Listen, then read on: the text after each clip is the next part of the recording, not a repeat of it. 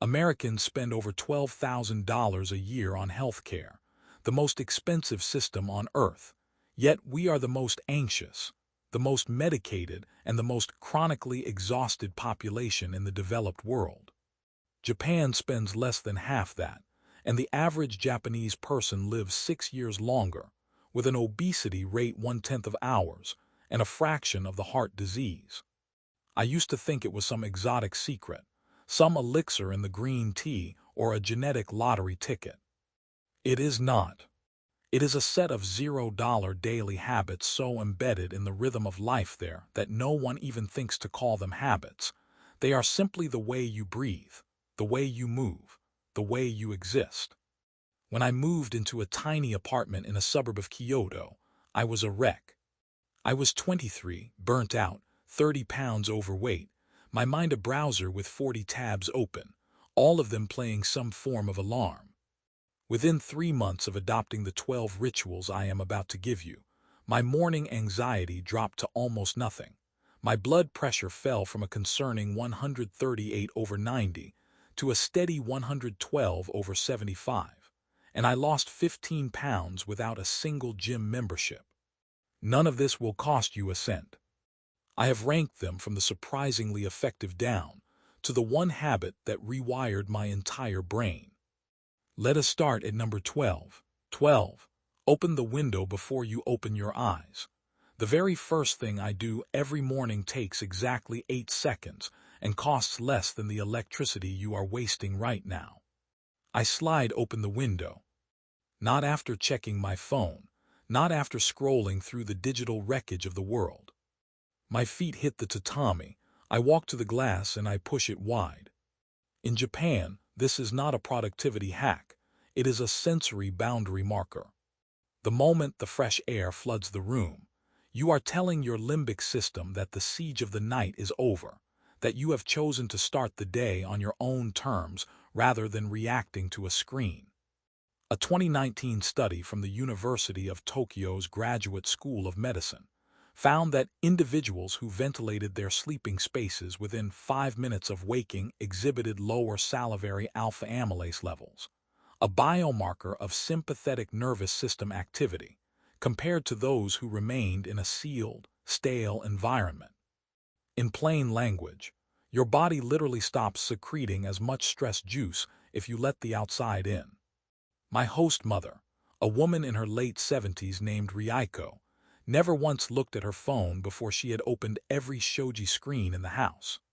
She would stand there with her eyes closed, the cool mountain air rolling over her face, and she would take one deep breath that seemed to push out everything accumulated in sleep. She told me, without a hint of irony, that a room that has not breathed is a room that is still dreaming, and you cannot carry the dreams of the dead air into the living day. We flood our bedrooms with recycled, processed air all night, breathing in carbon dioxide and microscopic dust, and then we immediately double dip into a dopamine fire hose of notifications, and we wonder why we are exhausted by 9 in the morning. I remember the first morning I followed her example, the way the paper screen rattled softly against the wooden frame, the smell of wet cedar and dew pouring in, a single cicada starting its electric drone somewhere in the garden. My head, which had been a clenched fist of grogginess, loosened. My chest expanded. It was as if the room had exhaled. And here is the subtle caution I want to give you, because I am not pretending to be a guru. If you live in a city with truly hazardous air quality on a particular morning, do not be dogmatic.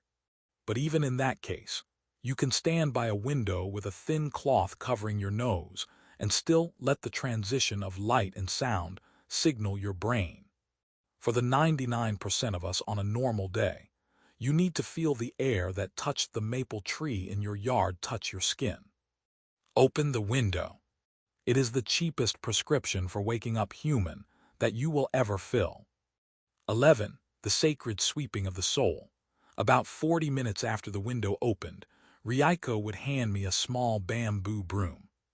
We had a ritual called soji, and I want you to understand that this is not housekeeping. It is a form of mutual respect practiced in every school, every temple, and every martial arts dojo in the country.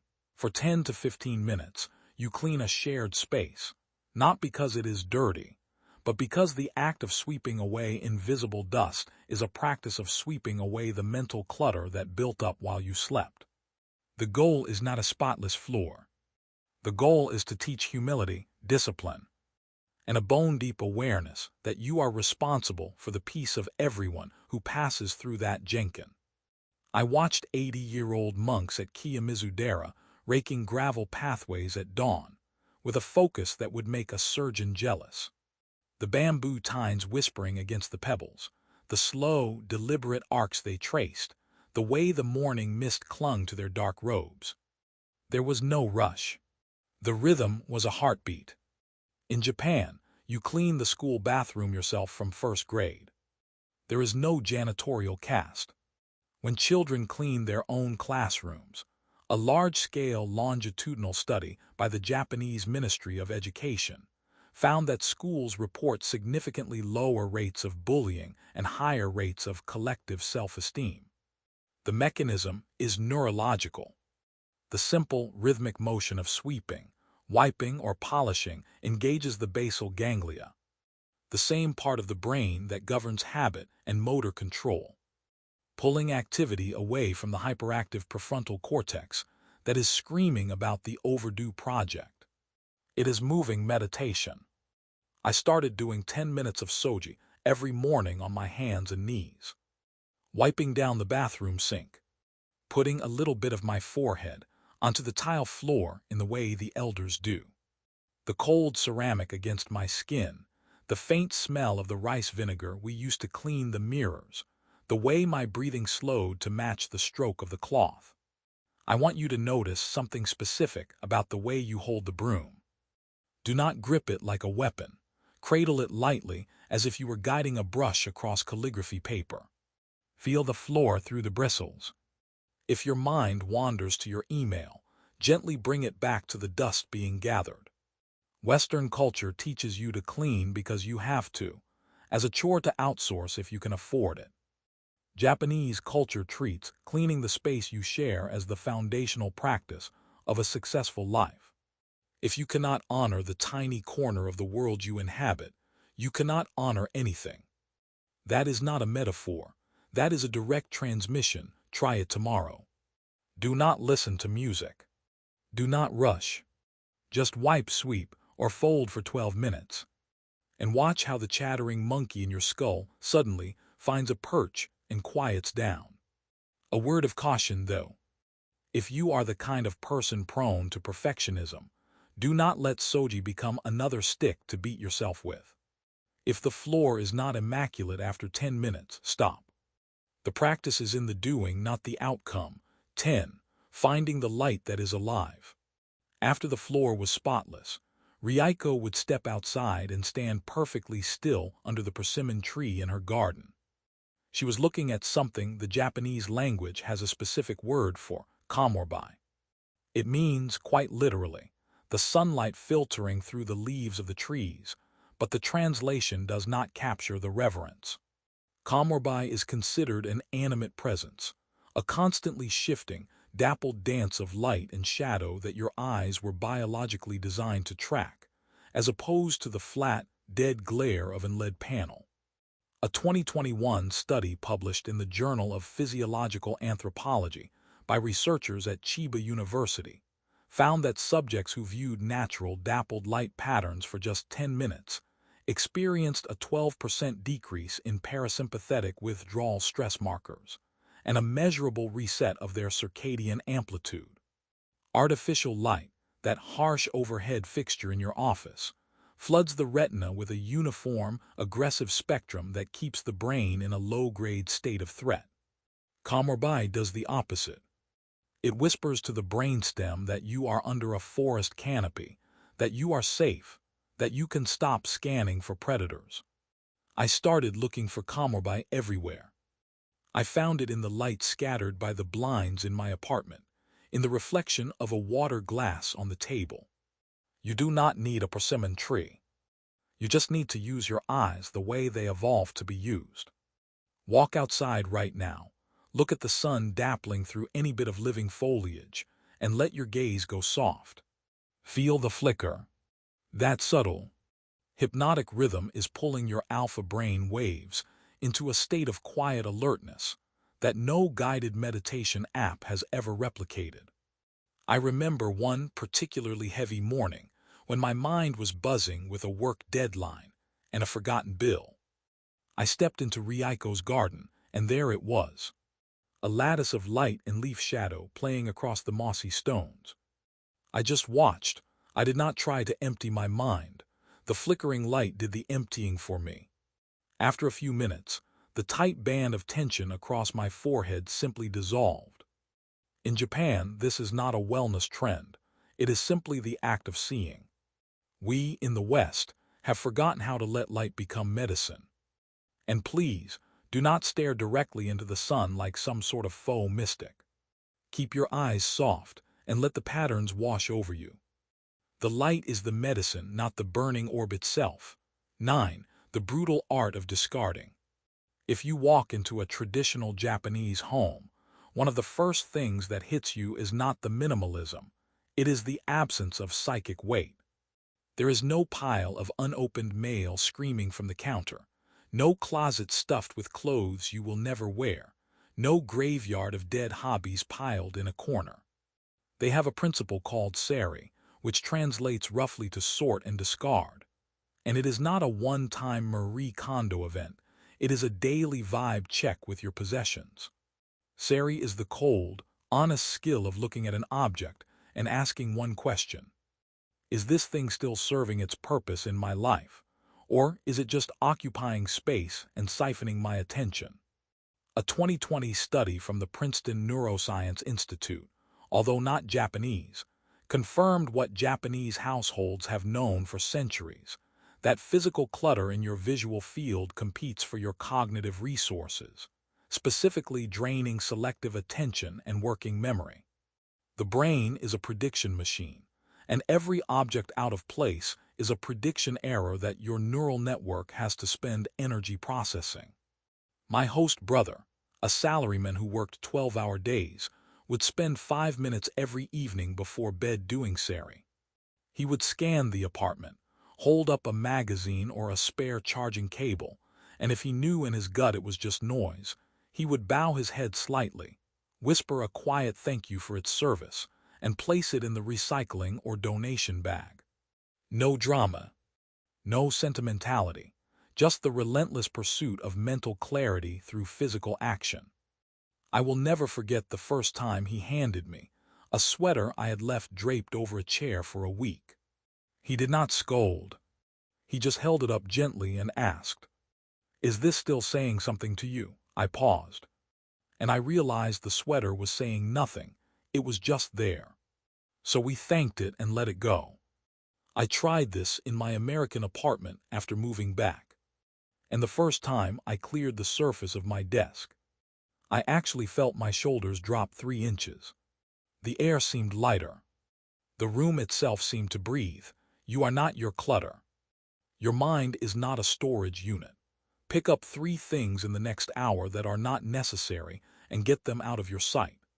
The liberation is immediate and costs you nothing but the act of letting go. One honest caution. This is not a call to throw away sentimental items that genuinely anchor your heart. A grandmother's letter is not clutter, but the chipped mug you never use and the stack of expired coupons. Those are just static, and you can hear the silence when they are gone. 8. Everything has a home, and it is sacred. The natural companion to discarding is Satan, a word that means something far deeper than organize. Satan is the act of giving every single remaining object a designated, logical home that anyone in the shared space can intuitively understand. In Japanese factories and hospitals, they use a system of shadows and labels so that a wrench or a syringe is never misplaced. But in the home, it is a spiritual alignment. A kitchen knife is not thrown in a drawer. It is placed in a specific slot on the wall, its blade facing a certain direction. not just for safety, but out of respect for the tool that feeds you. When you assign a home to your keys, your wallet, your shoes, you are outsourcing your executive function to your environment. Your brain no longer has to spend a sliver of precious energy scanning and debugging, because the world itself tells you where the thing goes. Researchers at Osaka University, in a 2022 behavioral study, found that office workers who implemented strict Satan principles reduced their daily cognitive search errors by nearly 40%, which correlated with a 15% drop in evening cortisol. It sounds absurdly simple. Put your keys in the same bowl by the door, no exceptions. Fold your scarf and place it in the left drawer always. I visited a friend's house in Nara, and his wife had a small wooden tray on the Jenkins step specifically for the wallet, the train pass, and the house key. The moment he walked in without breaking his stride, his hand moved to that tray, placed each item in its spot, and then he was free. There was no frantic padding of pockets 10 minutes later. I replicated this when I returned home. I found 10 items that constantly went missing: my glasses, my phone, my little notebook, and I gave each one a permanent, labeled, almost sacred place. The first week was hard. My old habit wanted to toss things anywhere. But I corrected myself gently, and by the second week, the mental relief was astonishing. It was as though someone had turned down a loud, droning hum in my brain that I had not even realized was there. Try it tonight. Walk through your living space and find 10 items that do not have a permanent, dedicated home. Give them one. Your brain will thank you by giving you back the 10 IQ points you were wasting on locating your other shoe. And do not turn this into a rigid prison. If once in a while something is out of place, that is life. Just let the home be there to welcome it back, like a dock waiting for a boat. 7. Rise with the plow and sleep with the moon. Japanese society runs on an early schedule that Westerners tend to mock until they see the data. The habit of heiyaki, which literally means early waking, is drilled into citizens from elementary school. You go to bed by 10, you wake up at 5 or 5:30, not to be a productivity robot, but to align the human body with the natural light and temperature gradient of the planet. The Japan Health and Nutrition Survey, a massive government report, consistently shows that early risers who awake before 6 a.m. have significantly lower body mass index scores and better metabolic markers than the night owl population, even when total sleep duration is held constant. There is a window of morning cortisol, the natural awakening response, that primes your immune system and your metabolism for the day. If you sleep through the sunrise and wake with an alarm in a dark room, you chemically hijack that cycle. I used to be a proud night owl, working until 2 in the morning, thinking I was so creative while the world slept. When I moved in with Rieko, she would slide my door open at 5:45, not with a shout, but with the gentle rustling of breakfast sounds that pulled me out of delta sleep like a fish reeled on silk line. The first few days, I felt like I had been hit by a truck. My eyes were gritty, my mood was sour, but by 9 p.m. my eyes were shutting involuntarily. By the end of the first week, I was waking up at 5:40 naturally, before the door even slid. The persistent brain fog that I had medicated with coffee vanished. I was seeing the first light of day, hearing the crows and the temple bells, and my body was producing melatonin at the correct time because I was actually exposing my retinas to the descending sun. I can still taste that particular morning air, thick with the scent of dew and the faint salt of the miso soup simmering downstairs. You do not need blackout curtains and sleep aids. You need to be in bed when your body expects to be in bed, which for the vast majority of human evolutionary history was shortly after dark. This is a $0 shift that does more for your hormonal profile than any supplement you can buy. Turn the lights off at 9 tonight, I dare you. Now a small dose of realism. If you work night shifts, this exact schedule may not be possible, and I am not asking you to quit your job. But on your days off, try to touch the sunrise. Even a single day aligned with the sun can reset something profound. And if you slip back into late nights, do not punish yourself. Just point your compass back toward the dawn. 6. The CEO who asked me to clean the toilet. There is a legendary story in Japanese business culture that is absolutely true.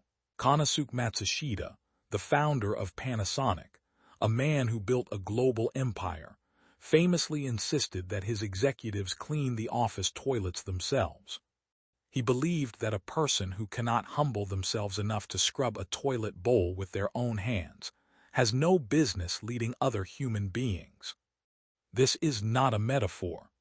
When I was working part-time in a small community center, my supervisor, a woman with 2 doctoral degrees, would spend 20 minutes every morning cleaning the public restroom with a concentration that I found almost unsettling. She would wipe the underside of the sink, the base of the toilet, areas no normal person would check. I asked her why. She said, "Dirt hides in the places no one looks. Your character hides in the places only you know." Tuar no soji, toilet cleaning, is a daily habit of spiritual polishing. The act of kneeling down and cleaning something that is objectively the lowest, dirtiest object in the house is a direct antidote to the ego. It tells your pride to sit down and shut up. From a neurobiological standpoint, visceral disgust is a powerful limbic signal. When you voluntarily engage with that disgust and transmute it into cleanliness, you are literally training your prefrontal cortex to override an ancient, reptilian avoidance circuit. A 2018 study from the Yamanashi University of Health Sciences tracked elderly participants who performed a daily cleaning ritual and found significant improvements in their locus of control, the sense that they could influence their own environment, which is a powerful predictor of longevity. The first time I tried this in my own apartment, I felt a wave of resistance. My mind threw up excuses. This is demeaning. This is someone else's job. But I knelt down with a cloth and a small brush, and I scrubbed every crevice. The smell of the cleaner stung my nose. The cold porcelain pressed against my fingers, and as the grime disappeared, something inside me felt washed as well. When I stood up and looked at that gleaming white bowl, I felt an unexpected flush of pride, not the noisy pride of accomplishment, but a quiet, grounded sense that I had tended my world. You do not need to love it. You just need to do it. Go grab a rag and clean your toilet right now, not because someone is coming over, but because the person who lives in this house deserves to see a spotless reflection when they look down. This one habit will cut your ego down to a manageable size faster than a year of therapy. I should caution you, the point is not to become obsessive or to add a burden. If your toilet is already clean, simply wiping it down with a grateful heart is enough. The key is to engage without resentment. 5. Listening to the scent of the world. The Japanese language has a verb that does not exist in English. Munko, it means listening to incense. You do not smell incense, you do not sniff it. You listen to it, as if it were a piece of music, as if the volatile molecules entering your nose were telling you a story about sandalwood forests and ancient temples. This shift in posture, from passively inhaling to actively attending, changes the entire sensory experience. Most of us are functionally anosmic. We walk through a world thick with the scent of rain on hot concrete, of bakeries, of old books, and we are in our heads, completely severed from the oldest portal to memory we have. The olfactory bulb sits directly next to the hippocampus and the amygdala. Scent is the only sense that bypasses the thalamus and slams straight into the emotional core of your brain. A 2017 cross-cultural study from Waseda University demonstrated that structured scent listening, paying deliberate attention to ambient aromas, increased theta wave activity associated with meditative states and recollection. I do not buy expensive incense. I use the world. In the morning after soji, I would stand in Ryuko's kitchen and simply listen to the smell of miso soup. Not in a vague background way, but with the same sharp attention you would give a violin solo. The fermented warmth of the soybean paste, the green spike of the scallions, the metallic steam rising from the pot. That is munko. That is a sensory anchor that drags you violently back into the present moment. I remember one afternoon walking home in the rain in the Arashiyama district. The scent of wet bamboo and damp earth was so potent, I stopped dead on the path. I closed my eyes and I listened. There was a sweetness, a mineral bass note, a fleeting wisp of wood smoke from a nearby house. For a full minute, I was not worrying about my visa renewal or my dwindling savings. I was just that scent, living inside it completely. We walk under blooming jasmine and smell nothing but our own anxiety. For the rest of today, I want you to stop and listen to 3 scents. The coffee in your cup, the fabric of your shirt, the grass when you step outside. Do not just register it as a checkmark that the world is still there. Lean into the notes, the way it opens and fades. It is a free portal into a calm you have been ignoring. And let me be honest. Do not use artificially scented candles or plug-in air fresheners for this. Those are flat, chemical one notes that will not pull you anywhere but into a headache. Reach for the real, the leaf, the steam, the rain. For the shock of the cold mountain. Misogi is an ancient Shinto purification ritual where practitioners stand under a freezing waterfall in a loincloth to purify the spirit and prepare the body for challenge.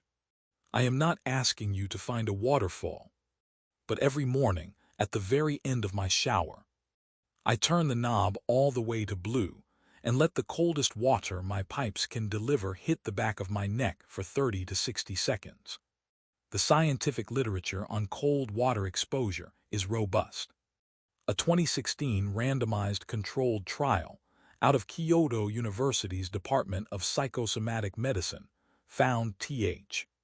At 2 minutes of cold water exposure at the end of a daily shower, reduced self-reported symptoms of depression and fatigue by over 30% over an 8-week period. The mechanism is a massive spike in norepinephrine and beta endorphins, coupled with the activation of brown adipose tissue, which increases your basal metabolic rate. But the Japanese framing is not about biohacking. It is about purification. The sudden cold is a moment of death and rebirth. Your breath catches. Your mind, that narrative machine that is always spinning stories about your past and future, has no choice but to snap into the raw animal sensation of right here, right now. You cannot think about an overdue credit card bill when you are gasping in ice water. My first week doing this was miserable. I would yelp, I would hesitate, I would make bargains with myself. I would stand there with my hand on the knob, bargaining for 5 more seconds of warmth.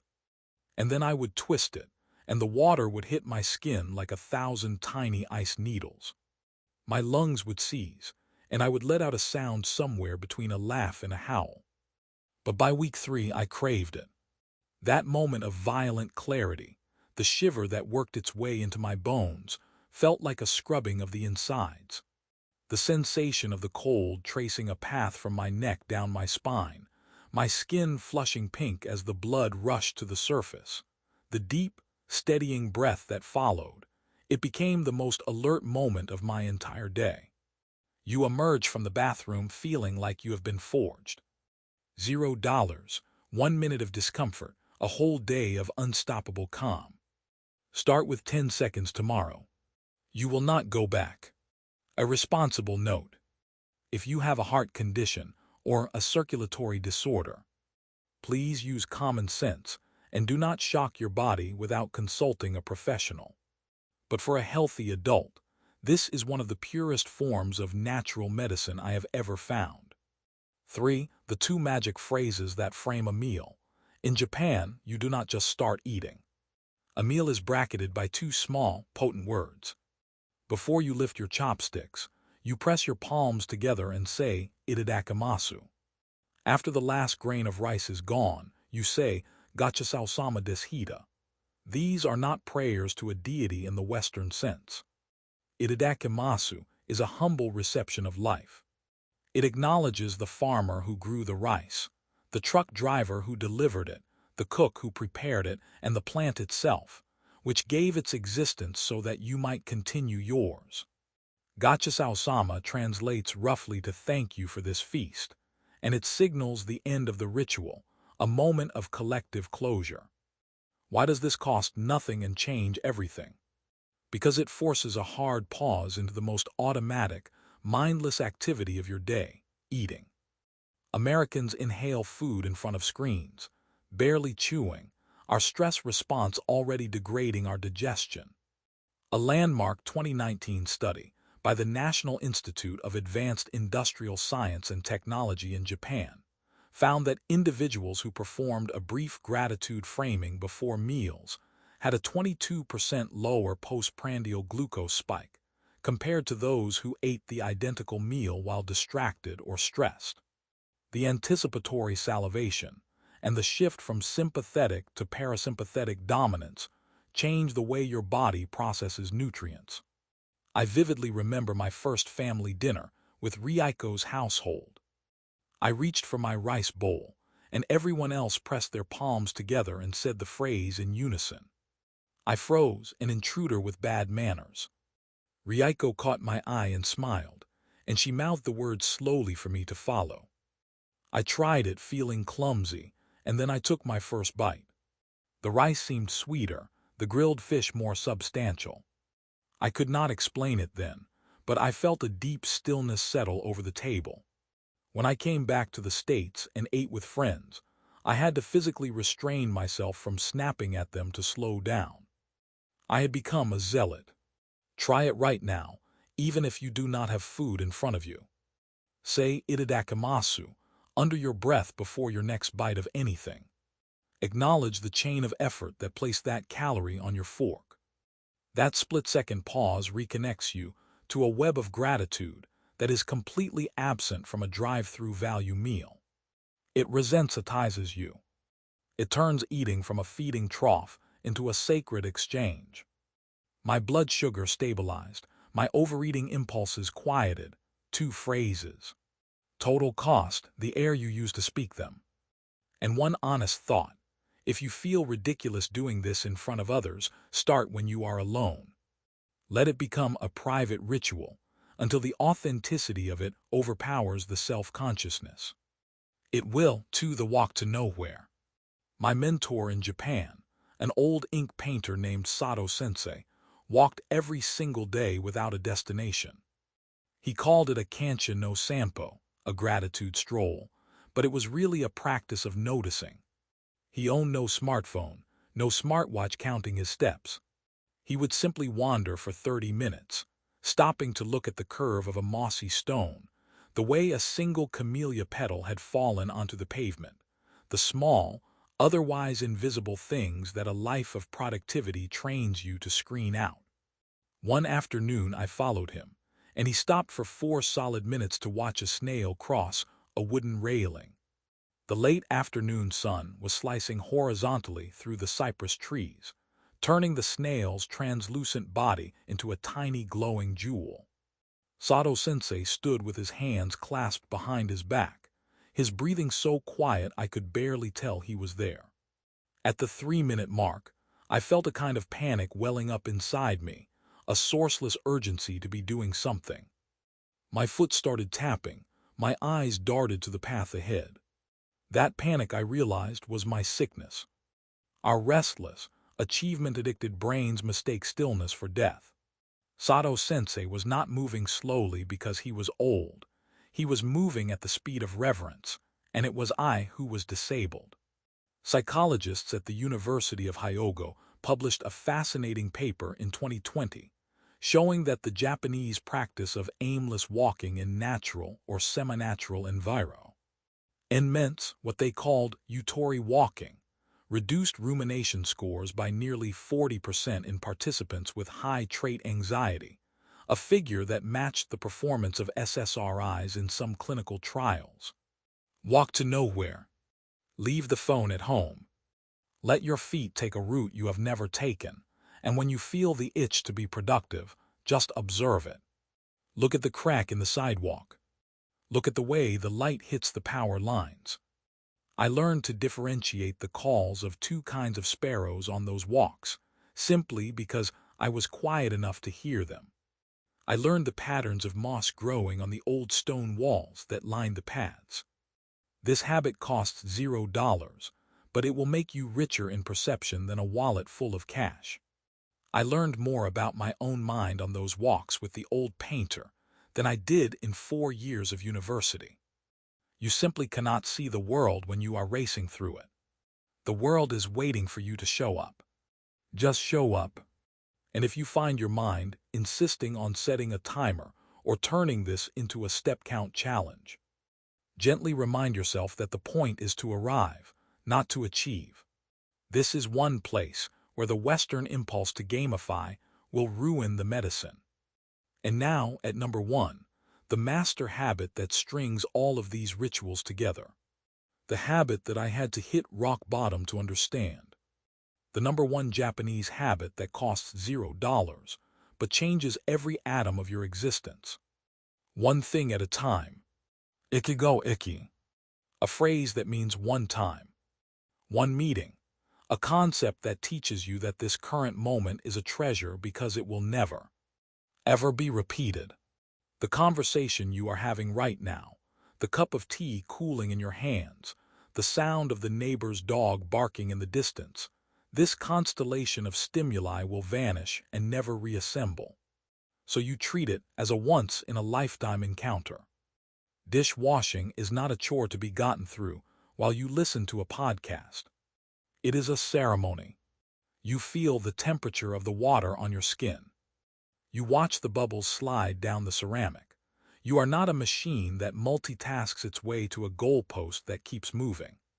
You are a human being, fully inhabiting the only sliver of time you will ever truly own, which is right now.